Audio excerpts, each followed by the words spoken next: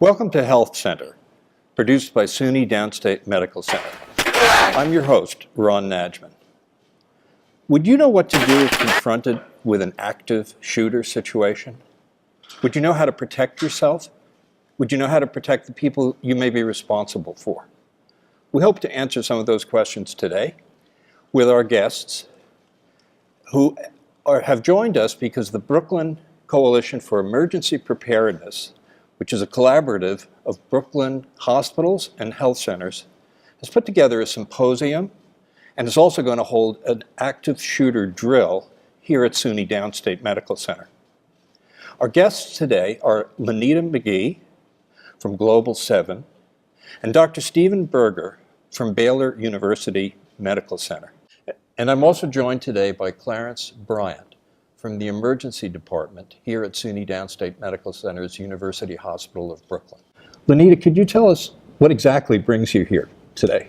Sure. So SUNY Downstate contacted us after having a relationship with Jacobi Medical Center. We've worked with Jacobi in the past and also North Central Bronx Hospital to do the same symposium for them.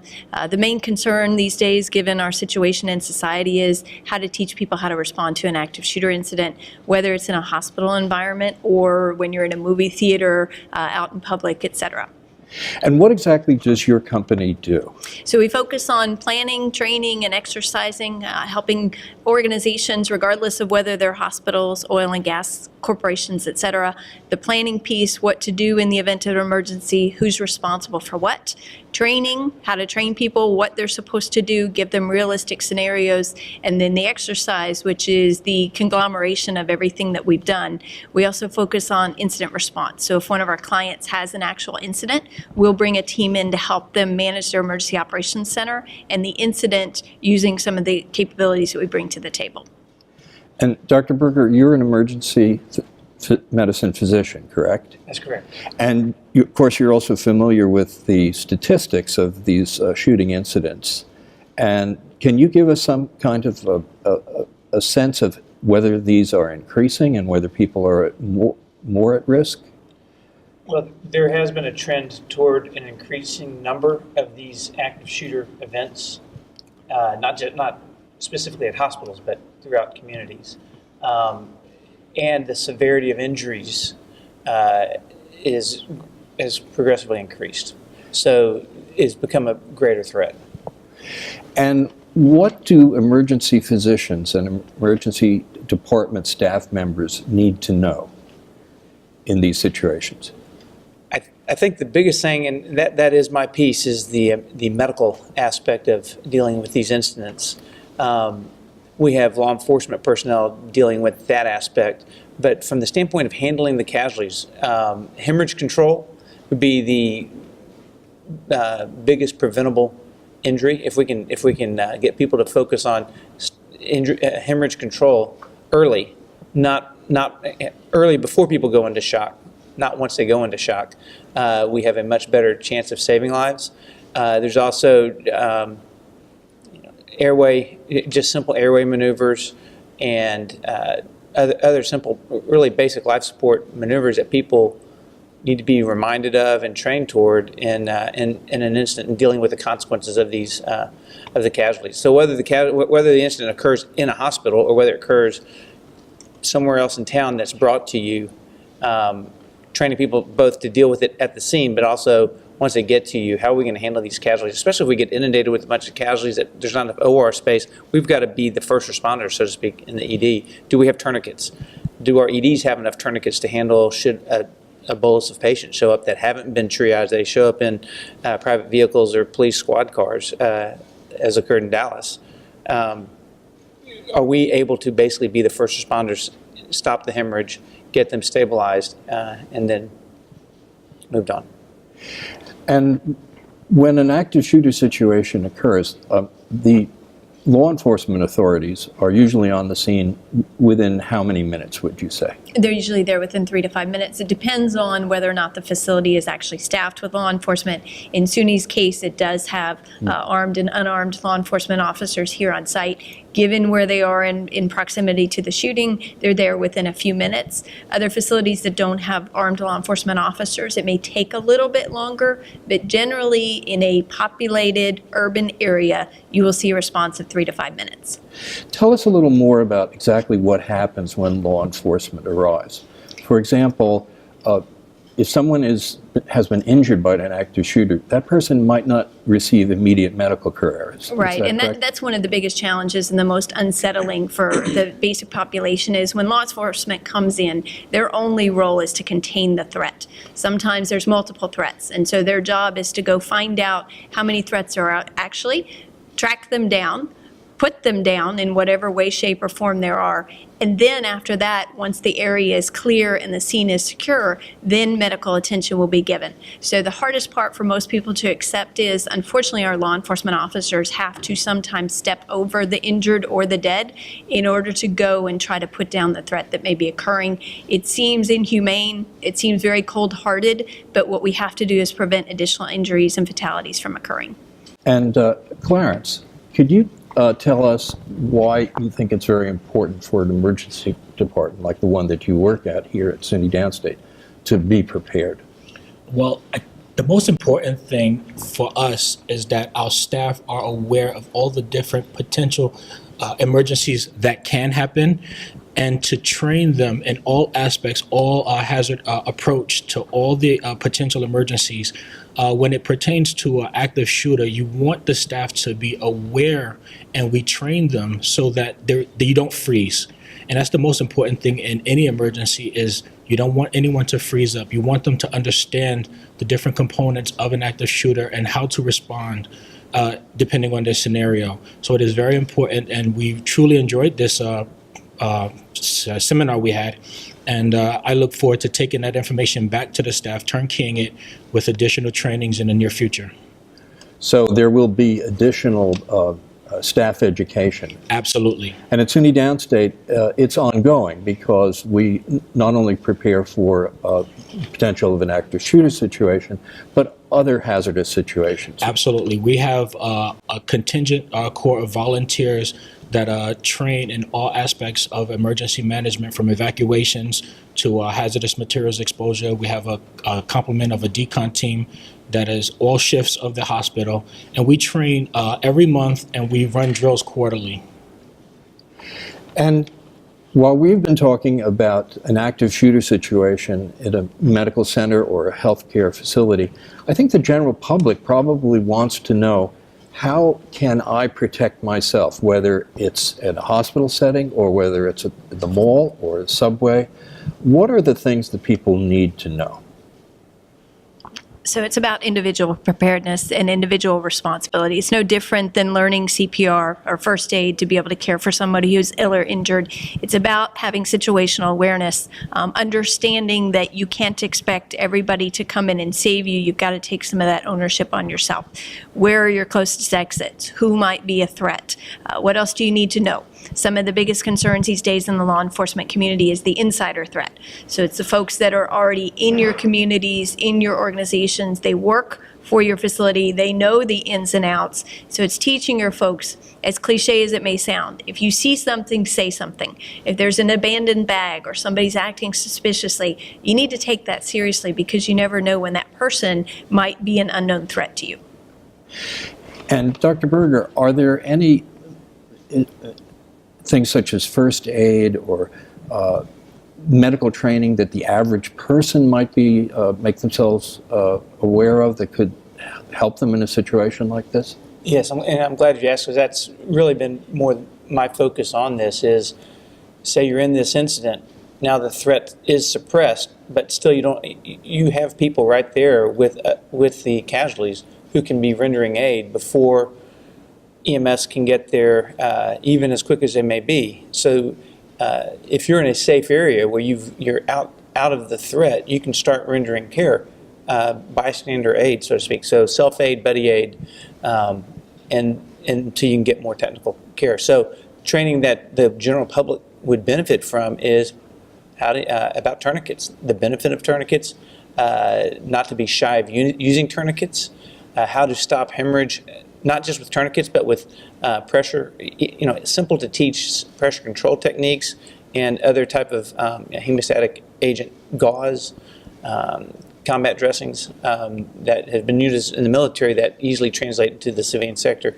And the Hartford Consensus, which is an initiative that is basically pushing this type of training out to the public, has made that training available and those materials, those resources, so that we're going to be seeing a lot more of these trauma kits in malls, in subway stations, in mass gathering like stadiums and so forth, where there'll be these kits, just like we had the initiatives with AEDs for people having heart attacks. So where there's been injuries that have hemorrhage as an issue, there'll be these capabilities to render aid. But the general public needs to know that they're there, and at least some idea of how to use them. Not real complicated, but you need some idea. Is there training or education available on websites? There is, and I know that the Hartford Consensus would be one site that people could research and look up. I know that that there's other resources with these trauma kits and so forth. So where the training is made available, or where these kits are made available, usually then they provide training that follows on. And this is important because, for example, in an active shooter situation, someone could literally bleed out within a matter of minutes. Isn't that true? That's correct. We used to, in what we call advanced trauma life support, we used to talk about the golden hour. And really, when we're talking about penetrating trauma with gunshots or blast injuries, it's a matter of 5 minutes. We call it the golden 5 minutes now. Someone can hemorrhage that fast, and it's too late. And you also tell people to run, hide, or fight. Correct. Could you briefly explain that? So that's a Department of Homeland Security initiative, and the City of Houston put together a great video. You can simply Google Run, Hide, Fight and pull up the YouTube video. It talks about the 3 different measures that you can take. Run away if you can. Get as far away as quickly as you can. Take people with you as long as they're not resistant and they're not holding you back.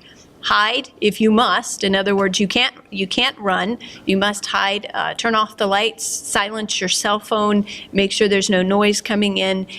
Put some kind of barriers between yourself and the perpetrators.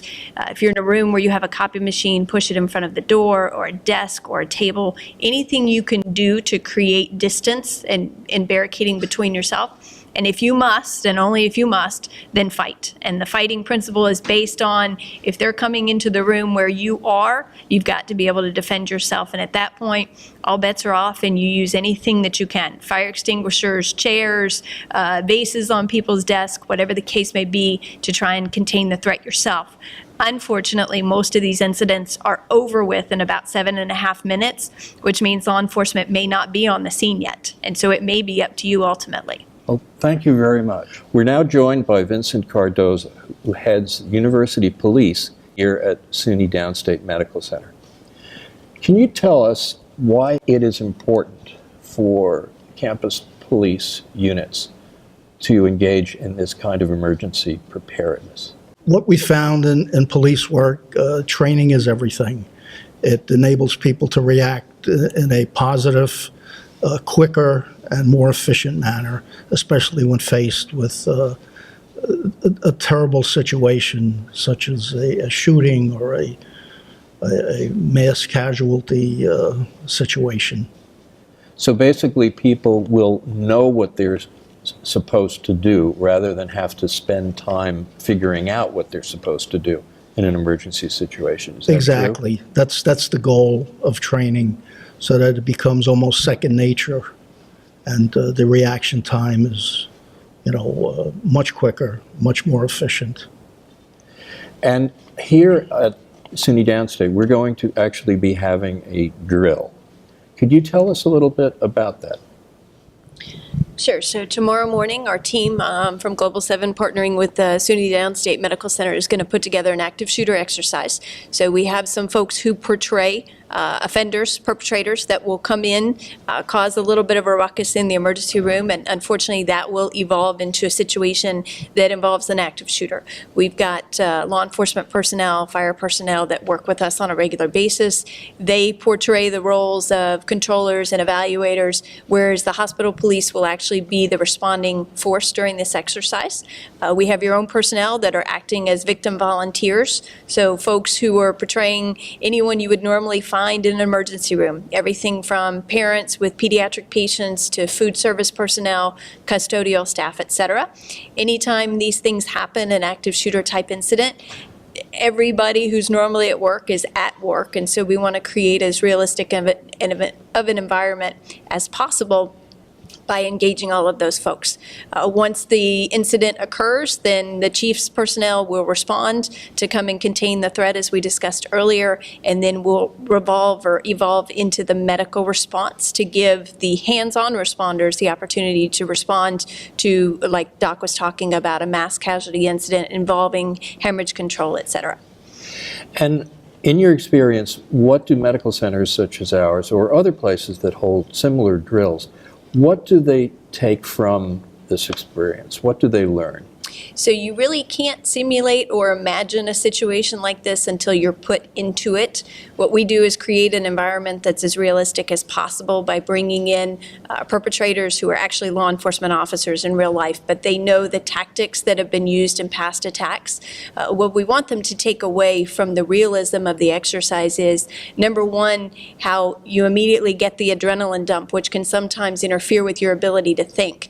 Like the chief was talking about earlier, the more you train and the more familiar you are with it, the more likely you are to respond accordingly. We tell people all the time, police officers go to the gun range to use their weapon all the time, because the more you do something, the more repetitive it is, the better it is at second nature. If you think about it, if you discuss it, if you have conversations with your colleagues, what would we do if, then if and when that bad thing happens, you're more likely to respond appropriately. And Dr. Berger, how do medical staff and nursing staff and other people who actually provide health care, but who normally aren't exposed to any kind of a violent situation, how do they respond in these drills? What do they learn from them? I think it's the training is everything. So we're used to, in an emergency department, we're used to receiving casualties from shootings or other type of serious events, but they're packaged for us and they're brought to us. The difference here is that we are, the emergency department or the hospital becomes the setting. So now the emergency department is part of that first response, taking care of the casualties before they've been packaged, and having the capabilities to do just that. You know, the question can be raised, where are the tourniquets in the emergency department or anywhere else in the hospital, as an example? So are there tourniquets elsewhere in the hospital or in the emergency department? Because we rely on EMS providing that and packaging it before they get to us. So it's just adding that step and that layer and getting in the mindset that, hey, we may be the ground zero. And that's just a different perspective that most emergency department staff aren't used to. And by exposing, then you're more prepared for it. And these drills are helpful because it's more than one agency that's ultimately involved if something happens in real time. Is that true? I mean, who else is involved in this? So for this particular exercise, today we did the Learning Symposium. We had the Federal Bureau of Investigation, both the response, the counterterrorism unit. We had the New York Police Department SHIELD program here to talk about their counterterrorism response. And then we also had the hospital police. In a typical response, you would see police, fire, EMS. You would have a whole bunch of different law enforcement agencies, federal, state, and local. Generally, any responders that are in proximity that receive the call that there's an active shooter incident will respond. Some are in uniform, some are not in uniform. It creates a lot of complexity. So when we create our exercises, we build those complexities into it, again, to build as much realism as possible.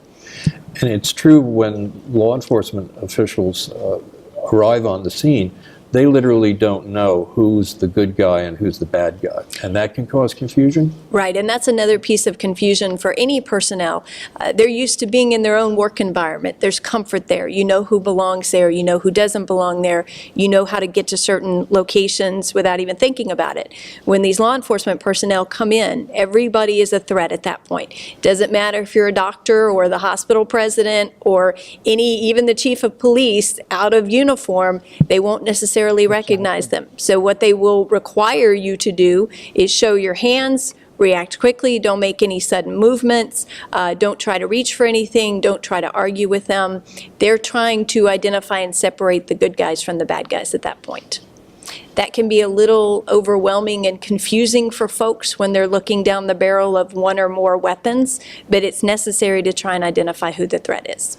For example, someone might actually be providing emergency care to someone who is wounded, but an officer responding might not know that this doctor is actually performing something that's necessary. Is that possible? That's quite possible. So until the threat is suppressed, the law enforcement's primary goal is to suppress that threat, and that means getting all the bystanders, identifying the bystanders and getting them out of the way.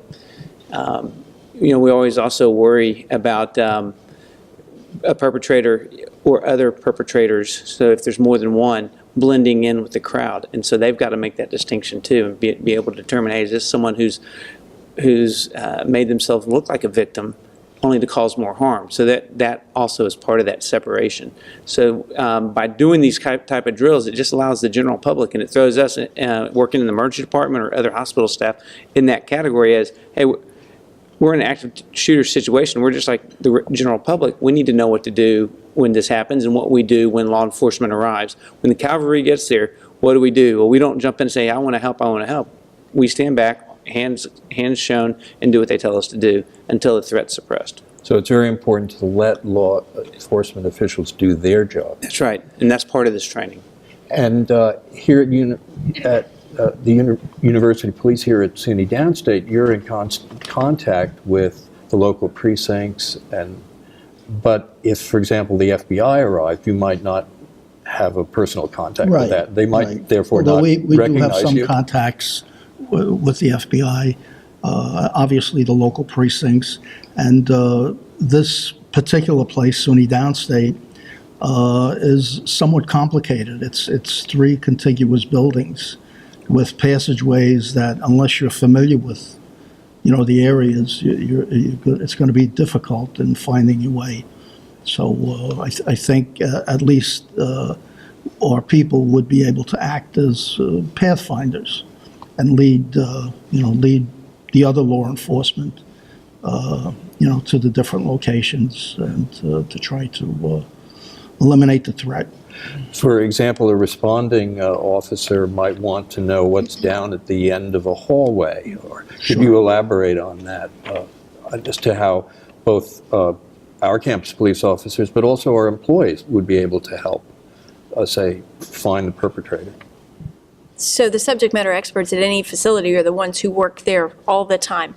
Hospital police are clearly going to be engaged in trying to find the perpetrator and eliminate the threat. In the meantime, facilities personnel, building engineers, they have access to blueprints. They have access to closed caption TVs where law enforcement may be able to come in here, access the cameras, and determine if we haven't found the perpetrator or perpetrators yet, where he or she or they may have gone.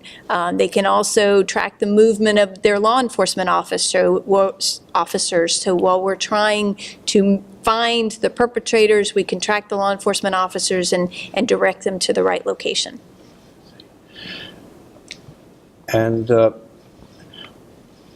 have another question. Would it be useful, for example, for hospital employees to learn how to deal with a patient or visitor who seems to have some kind of a grievance, or is that not useful?